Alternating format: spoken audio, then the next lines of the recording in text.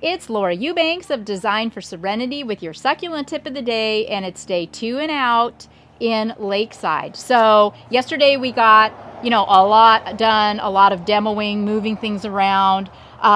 Today I am going to be lacing out the balls are my phobia, and tomorrow you can tune in to see the time lapse, and I'll give you, kind of the whole, I'm going to do a whole video on that. So tune in tomorrow for that.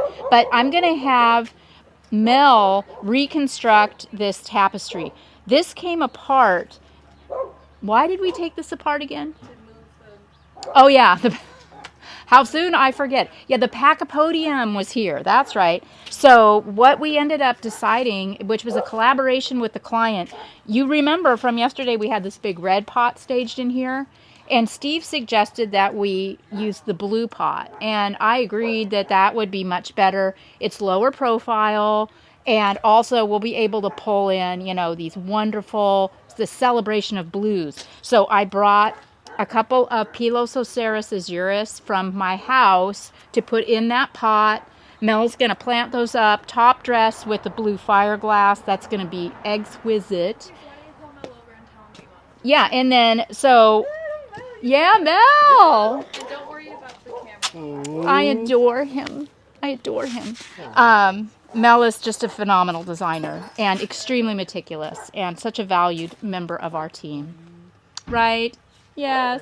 Okay, so these are some plants that we took out to get at the Pachypodium. So, when I stand back, I don't want to do anything with that Argentea sunset or that Argentea sunset because that's just a rabbit hole. If we dig those out, it's just going to create a whole thing.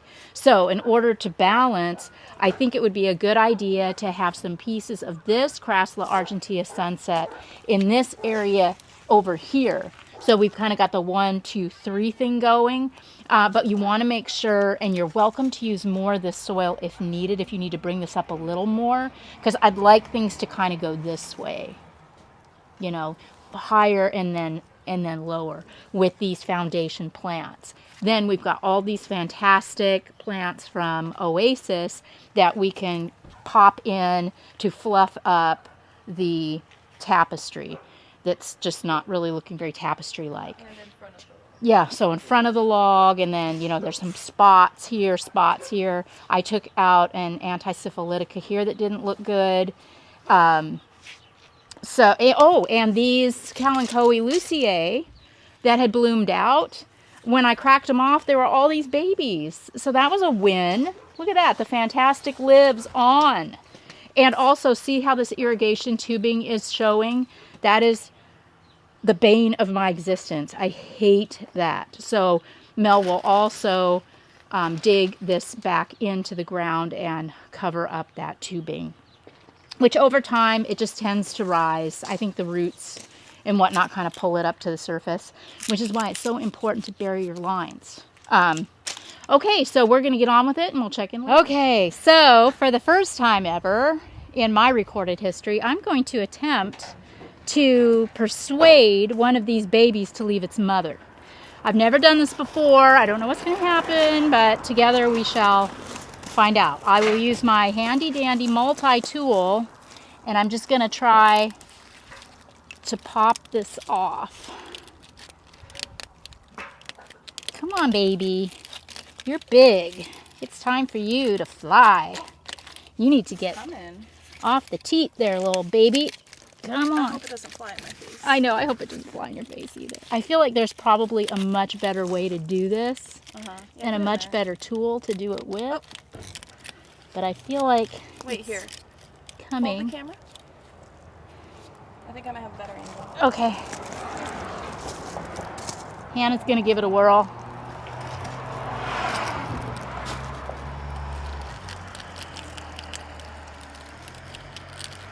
Woo! Oh my goodness, that was clean. And look, I kept the meristem on as a whistle. Meristem is preserved. That tiny little wound is no big deal. Mama will recover nicely. We'll leave the rest of the babies. And then this one, oh my God, is that the cutest thing? So, Daddy. So, Daddy Greg's feeling frisky. That is about the cutest thing I've ever seen in my life. So this will be for a pot for the client. Okay, so with the help of Hannah, Greg, Mel, and Alex, and the insight of our very, very loving and knowledgeable clients, Steve and Sandy, we have completed the maintenance and the Lakeside Collector's Garden, which is what I'm calling it now. I am absolutely thrilled with how dialed in everything is. These wonderful clients are such terrific caretakers and just are learning like sponges. They're just soaking it up. Didn't have a lot of experience with succulents before moving into this house just about 3-4 years ago, and boy have they learned. Now take a look at the Petalanthus bracteus. Greg, you're going to want to put some water on this guy. We transplanted this with its roots, but it's clearly shocky.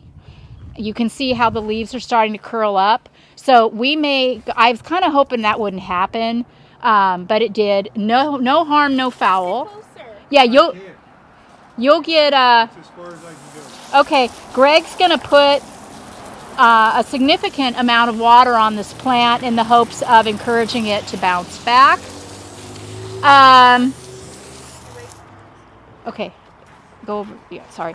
Okay, so over here, I brought in remember that agave potatorum that was in my courtyard on top of the footings in the front? It's found its forever home.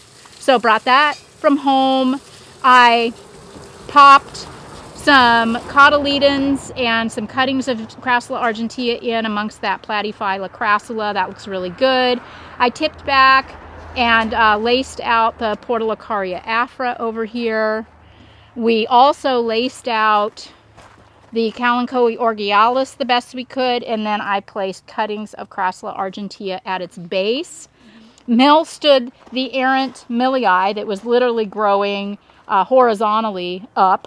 It looks much better. We added a little Aloe nobilis, and we also rehomed this quadricolor. It was over here by itself. So we brought a rock from another part of the garden where we didn't need it anymore, and we moved the quadricolors over here. And yeah, what did we take out of here? The jade. Oh yes, we took the giant Crassula ovata out of here because it was competing with our beautiful Balsamifobia. So of course we got the Pachypodium planted. The client said last night the uplight was stunning on this plant. Hannah did a great job of placing that light. We have Cynthia Giddies that I took from over here, and They were here. some were here, some I took, but I restaged them away from the walk path. I added a Mangave Jaguar. This is Mel's rethought pot. It's beautiful. And he also moved the walk path out to accommodate the blue glow. We decided we didn't want to move that. We love it where it's at. And the tapestry. Mel and Hannah got this all dialed back in. It was just looking a little unintentional. So we replanted all of the crassulas that we had taken out to get the Pachypodium out. Staged the Pilosoceros urus in the blue pot. So now we've got this fantastic celebration of blues going on here. Planted some beautiful things in front and behind the driftwood. We've got a lavender lady right there, Mangave. And then this is a Mangave that the client had planted in here that has done really well. So I knew that more would be a good idea. And, like this sedum here, this firestorm, yes, it's a little full. Yes, it's going to need dealt with, but not quite yet. So rather than dig this out, cut it up, and reset it, we just planted behind it. The Kalanchoe luciae had bloomed out, and when I cut off all the blooming parts, all these pups were exposed, so no harm, no foul there. I ended up taking off one additional branch of the Aleuautia procera. Cactus we planted here too. Oh yes, and the little cactus was lost back in the back of the tapestry, and look at how fantastic that looks right there. Absolutely showcased. So well done. I also cut and reset these Wortkopf aeoniums. They are arboretums. They've gotten a little leggy. And remember, they're winter growers. So anytime within the winter months that you want to cut those and reset them, you sure can. The Aleuautia should start leafing out now that the weather is warming up, assuming we don't have another freeze. I also limbed up the Bicarnia recurvata a little bit. Greg fixed the irrigation, installed 2 new bouncing baby valves with pressure regulators. Okay, so what else? I mean, I feel like that. Oh, and of course, the barrel cactus. Alex came in yesterday and deadheaded all of those, and then we successfully delivered a baby from a mother today. So this has just been, you know, the most wonderful couple of days. And I'm so glad that you were all able to join us. And I look forward to seeing you on the next one. This has been Laura Eubanks with Team DFS in Lakeside and your succulent tip of the day. Bye, guys.